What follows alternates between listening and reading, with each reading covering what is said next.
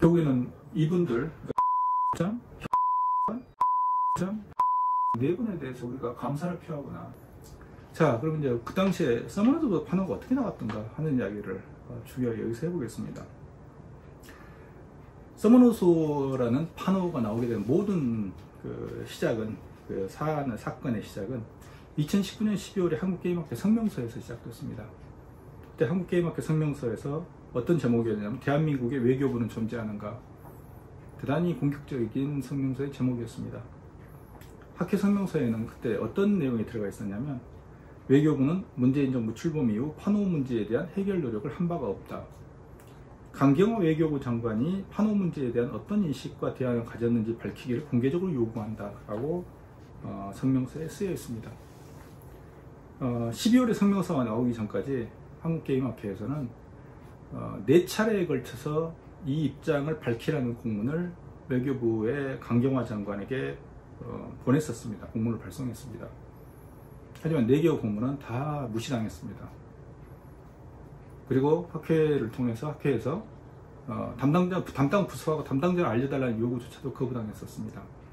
그래서 결국에는 이 성명서가 나오게 됐고요. 그리고 성명서가 나옴과 동시에 이제 그때 이제 기자들에게 이야기했던 게 뭐냐면, 성명서에 반응이 없으면 제가 외교부에 가서 직접 농성을 하든지 1인 시위라든지 삭발을 하든지 뭔가를 하겠다라고 약속을 한 바 있었습니다. 이 성명서가 발표된 바로 당일에 외교부에서 연락이 왔습니다. 그분은 제가 오늘 처음으로 이름을 밝힙니다만 양동한 양자경제외교국장이었습니다. 저는 그분을 보고 참 놀랐습니다. 왜냐하면 원래 국장 정도 되면 많이 상당히 권위적이고 그리고 절차를 따지는 분이었는데, 바로 이제 밑에 과장을 시켜서 과장으로부터 바로 연락이 왔습니다만, 저는 이분을 본 적이 없기 때문에 연락이 와가지고 만나자는 연락이었습니다. 바로 다음날 언제든지 시간을 내주면 저희가 시간을 맞춰서 오겠다. 장소는 어느 장소든지 오겠다. 외교부 국장으로서 참 이건 놀라운 이야기였습니다. 그래서 바로 이 연구실에서 제 앞자리에서 그분을 뵀습니다. 양동한 국장. 근데 참 소탈한 사람인데, 그때 제가 이제 그 부분에 대해서 문제제기를 했습니다. 왜 그러면 민간의 단체가 보낸 공문에는 답변하지 않는 것이냐, 제가 따졌는데 그분은 아주 솔직하게 사과를 했습니다. 그건 아니다. 왜 답변 안 했는가라고 했을 때 그건 잘못된 거다. 그건 실무자들이 잘못한 것 같다라고 솔직하게 인정을 하고 사과를 했습니다. 그래서 그 이후에 그러면 이제 제 생각, 그러니까 이 판호 문제가 얼마나 중요한가, 게임 산업에. 그리고 판호 문제가 만약 해결이 안 되고 외교부가 해결해야 된다. 외교부가 해결하지 않을 경우에는 우리가 외교부를 이제 비판할 수밖에 없다라는 거. 그리고 강경화 장관이라는 이 외교부의 수장이 만약 관심을 가지지 않는다면 이 문제에 대해서 우리가 문제제기할 수밖에 없다라는 걸 그때 이야기를 한 바가 있었고, 그때 양동한 국장이 저에게 약속을 했습니다. 외교부는 이 문제에 대해서 그동안에 사실은 저희가 부임한 지 한 3개월 정도밖에 안 돼서 이 문제에 대해서 깊이 들여다보지 못한 건 사실이다. 하지만 이 문제에 대해서 깊이 들여다보고 이 문제가 중요하다는 걸 알았기 때문에 향후 노력하기에 노력하겠다. 향후 노력하겠다. 이라는 답변을 했습니다. 그리고 실제로 놀랍게도 이분은 판호 문제를 해결하기 위해서 정말로 열심히 노력을 했습니다.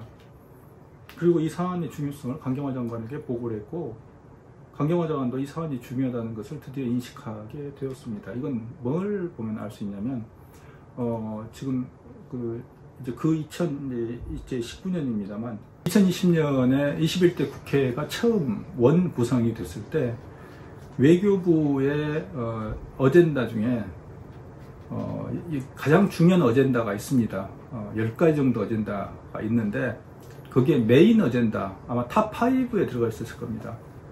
즉 탑5의 어젠다로 외교부의 중요 현안으로서 판호 문제가 들어가 있었습니다.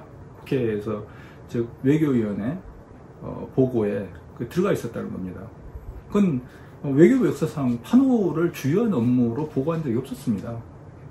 이건 그만큼의 양동한 국장이 노력을 했고, 그 노력에 따라서 결국에는 강경화 장관이 실제로 이걸 해결해야 되는 어떤 이슈로서 인식을 하고 있었다는 겁니다.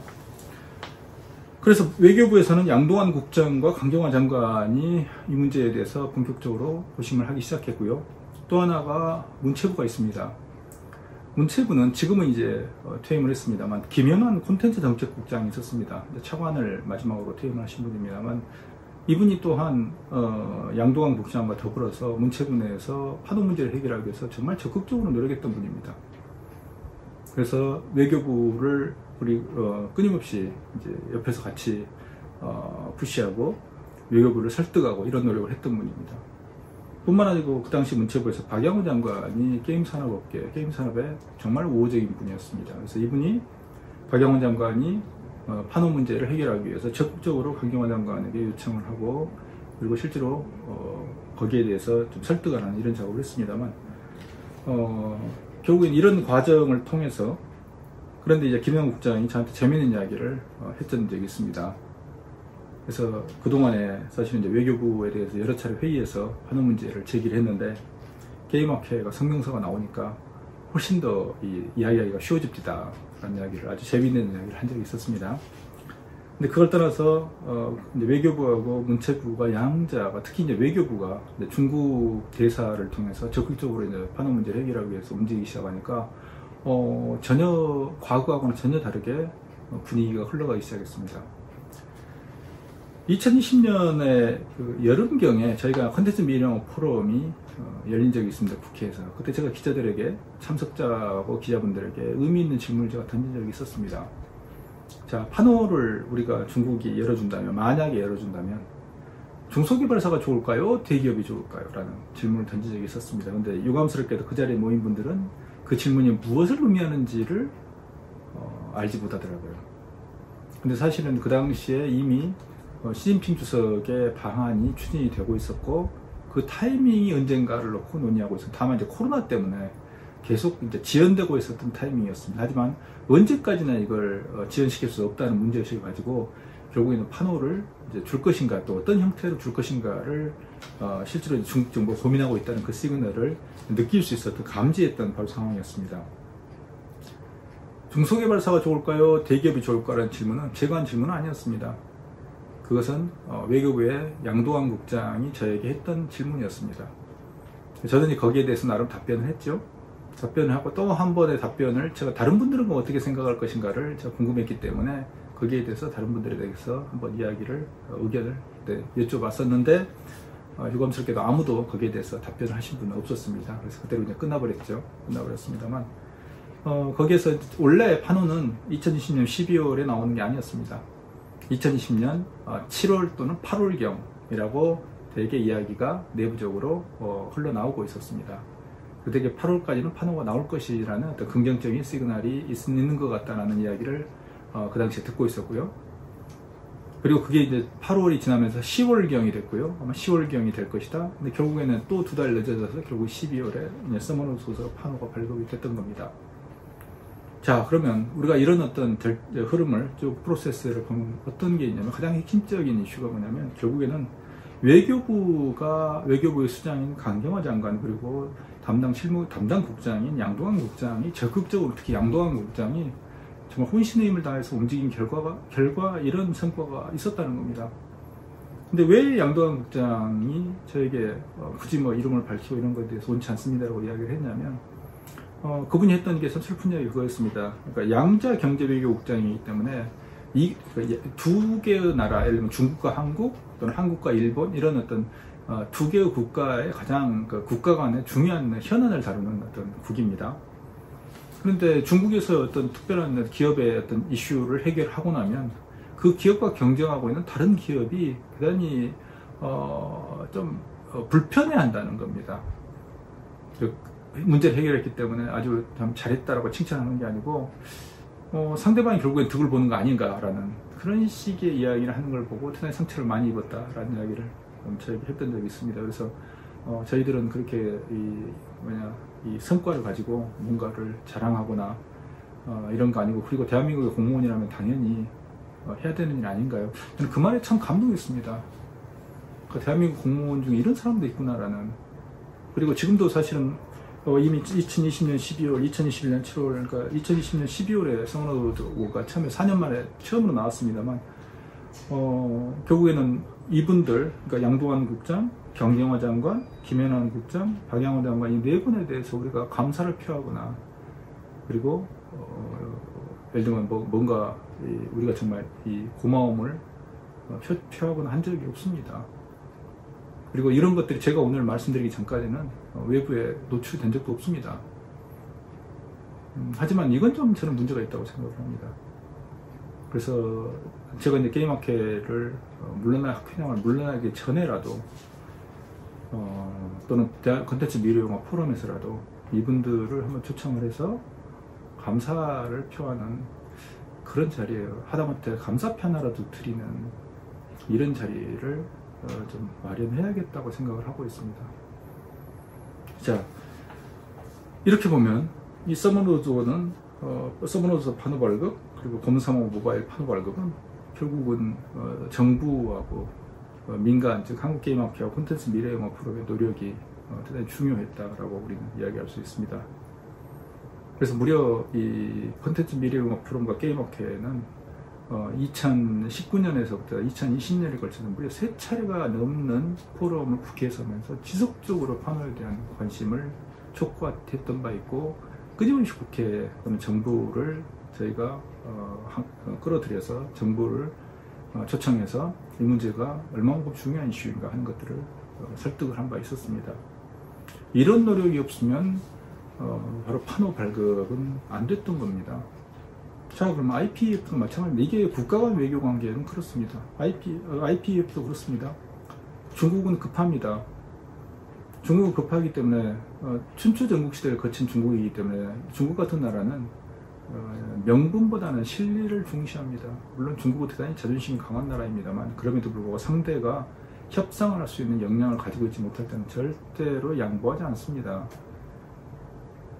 외교 무대, 협상의 무대, 국가 간 관계에서 상대가 요구하지 않는데 알아서 챙겨주고 알아서 거저주는 경우는 없습니다. 하다못해 서머노드 판호 이야기를 스토리를 제가 오늘 말씀드리는 것도 그것 때문에 그렇습니다. 그 이면에 얼마나 많은 사람들의 많은 노력이 있었는가, 그리고 그 노력들이 있었기 때문에 판호가 나왔고, 문제는 판호가 나온 다음에 한국 정부가 지속적으로 그걸 요구하지 못했기 때문에 결국은 판호가 또 끊겨버리는 바로 이런 사태에 대해서 이야기하고 있는 겁니다. 그렇게 판호에 대해서 관심이 많던 외교부도 강경원 장관이 교체되면서 다른 후임 장관이 오니까 판호에 대한 관심은 끊겨버렸습니다. 양동환 국장이 다른 부서로 이동하고 난 다음에 외교부는 판호에 대한 관심이 일체 없어졌습니다. 정말 그걸 보면서 허탈함과 절망감을 느낄 수밖에 없었습니다. 원체부도 마찬가지입니다. 박영호 장관이 물러나고 후임 장관이 왔고, 그리고 김영환 국장이 다시 이제 그 국장 자리를 이제 다른 분들이 이제 물러나게 되고 이제 실장이 됐습니다만, 결국에는 4명의 어떤 팀워크가 깨져버리니까 결국에는 판호 문제는 중간에 멈춰버리고 다시 수면 밑으로 잠겨버리는 걸 제 스스로 봤습니다. 이런 점에서 정부가 판호에 대한 관심을 가지는 게 얼마나 중요한 거구나. 그 판호와 그리고 청와대나 국회가 판호로 가시는 문제에 대해 관심을 가지는 게 참 중요하다는 걸 다시 특히 정부입니다. 뼈아프게 느꼈습니다. 그리고 정부를 추동하고 정부를 푸시하고 정부를 끌어당기고 하는 것은 역시 또 민간입니다.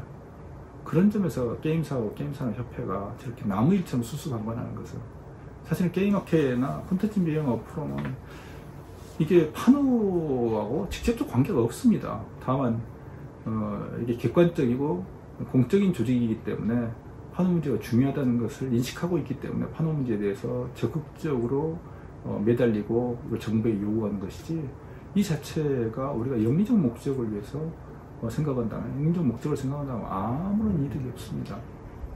그런 점에서 우리가 이 국제 외교하고 판호 문제가 얼마나 긴밀하게 연결되어 있는가, 그리고 판호를 감나무 밑에 앉아서 감이 떨어지게 입을 벌리고 기다리고 있으면서 왜 판호를 주지 않는가를 이야기한다는 자체, 그리고 IPEF가 또 다시 출범하고 중국이 거기에 대해서 반발하니까 또 판호가 안 열리는 거 아니냐라는 이런 어처구니 없는 이런 상황들을 보면서 정말 참 답답하다고 답답한 느낌을 가질 수밖에 없습니다. 향후에 판호가 어떻게 될까요? 현재 판호는 좋은 조건입니다. 오히려. 왜냐하면 지금 중국의 태도를 보면 우리가 쿼드에 들어가고 그리고 IPEF에 들어가고 이런 것들을 이미 눈에 보고 있기 때문에, 예상을 하고 있었기 때문에 윤석열 대통령이 당선인 신분 때 처음으로 중국은 당선인 신분의 당선자에게 전화를 했습니다. 통화를 했죠. 그리고 또 취임식에도 중국의 정말 당서열에서 대단히 높은 급의 왕치산이라는 인물을 보냈습니다.